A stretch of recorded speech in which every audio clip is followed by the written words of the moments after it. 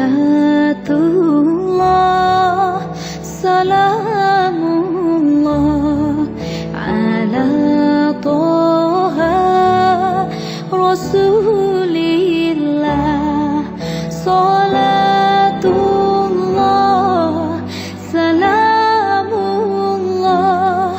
ala Yasin Habibillah.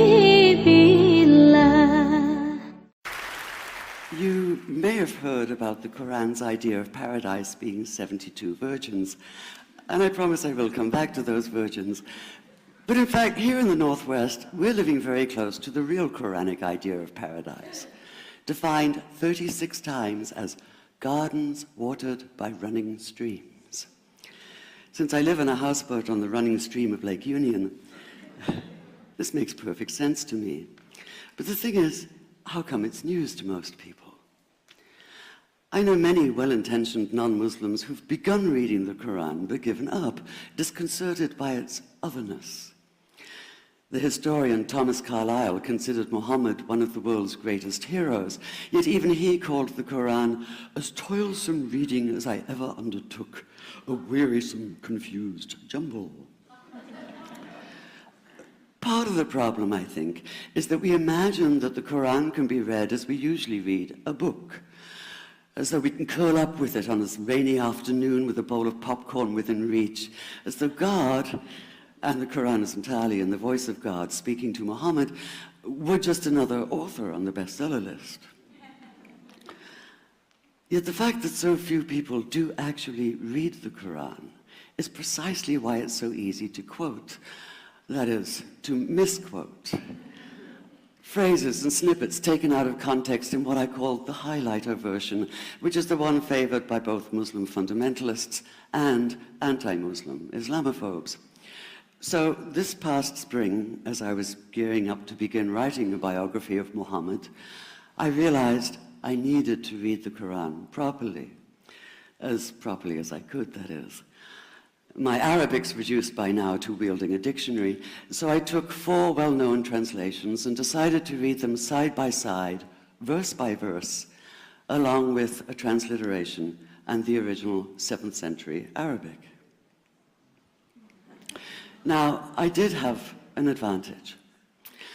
My last book was about the story behind the Shia-Sunni split, and for that I'd worked closely with the earliest Islamic histories, so I knew the events to which the Qur'an constantly refers, its frame of reference.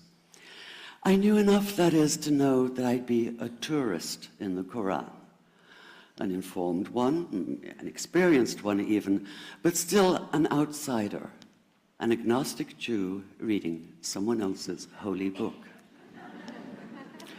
So I read slowly. I'd set aside 3 weeks for this project, and that, I think, is what is meant by hubris, because it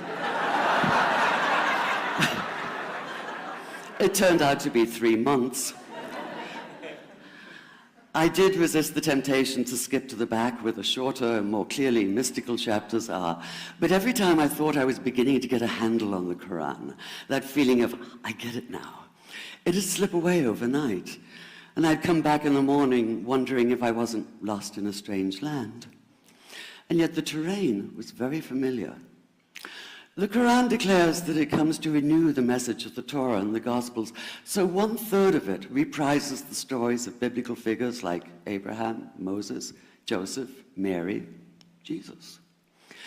God himself was utterly familiar from his earlier manifestation as Yahweh, jealously insisting on no other gods. The presence of camels, mountains, desert wells, and springs took me back to the year I spent wandering the Sinai desert.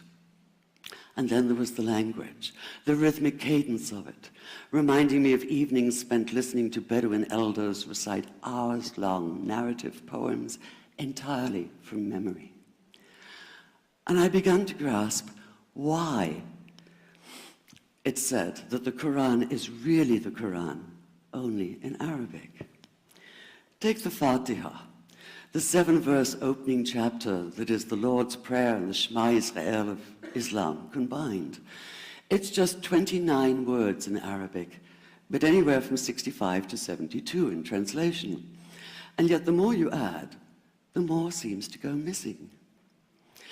The Arabic has an incantatory, almost hypnotic quality that begs to be heard rather than read, felt more than analyzed. It wants to be chanted out loud, to sound its music in the ear and on the tongue. So the Qur'an in English is a kind of shadow of itself, or as Arthur Arbery called his version, an interpretation. But all is not lost in translation. As the Qur'an promises, patience is rewarded, and there are many surprises. A degree of environmental awareness, for instance, and of humans as mere stewards of God's creation, unmatched in the Bible. And where the Bible is addressed exclusively to men, using the second and third person masculine, the Qur'an includes women, talking, for instance, of believing men and believing women, honorable men and honorable women. Or take the infamous verse about killing the unbelievers. Yes, it does say that, but in a very specific context. The anticipated conquest of the sanctuary city of Mecca, where fighting was usually forbidden. And the permission comes hedged about with qualifiers. Not you must kill unbelievers in Mecca, but you are allowed to, but only after a grace period is over. And only if there's no other pact in place. And only if they try to stop you getting to the Kaaba. And only if they attack you first. And even then, God is merciful, forgiveness is supreme, and so, essentially, better if you don't.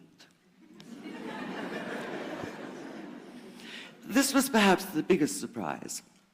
How flexible the Qur'an is, at least in minds that are not fundamentally inflexible. Some of these verses are definite in meaning, it says, and others are ambiguous.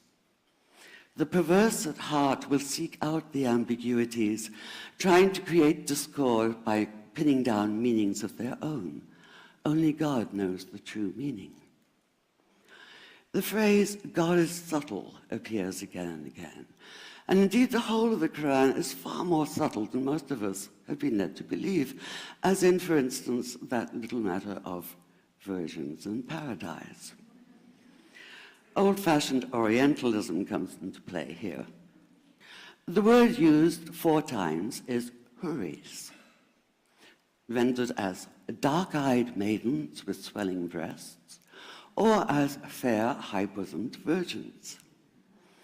Yet all there is in the original Arabic is that one word, huris.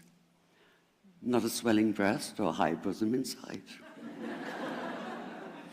Now, this may be a way of saying pure beings, like in angels, or it may be like the Greek kos or kore, an eternal youth.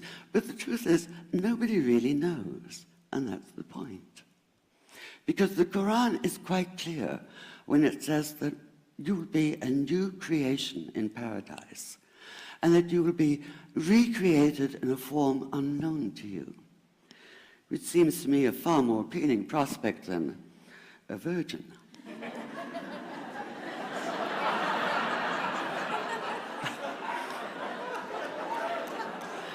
And that number 72 never appears. There are no 72 virgins in the Qur'an. That idea only came into being 300 years later, and most Islamic scholars see it as the equivalent of people with wings sitting on clouds and strumming harps. Paradise is quite the opposite. It's not virginity, it's fecundity, it's plenty, it's gardens watered by running streams.